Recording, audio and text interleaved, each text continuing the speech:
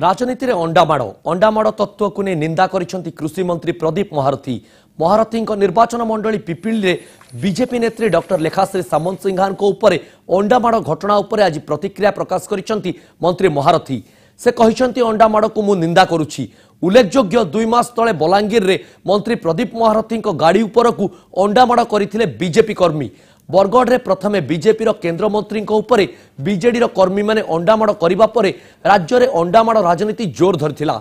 बलांगीर रे तांको गाड़ी उपरे अंडामाड़ हेबा परे पिपिली रे बीजेपी नेता को पुराई दिया जीव नाही बोली चेतावनी देइथिले महारथी। तेबे तांको कथारे प्रभावित होई तांको निर्वाचन मंडली रो किछि लोके एभली करिथाई पारंती बोली से कहिसंती। बिल्कुल बंद हो जिवा दरकार। अंडामाड़ गोटे फुल मस्तिष्क चिंताधारा या पसंद करेनि।